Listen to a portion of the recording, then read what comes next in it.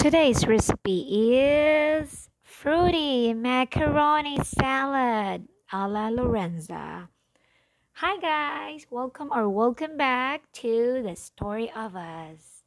So today I have another super easy recipe that I'm going to share with you guys.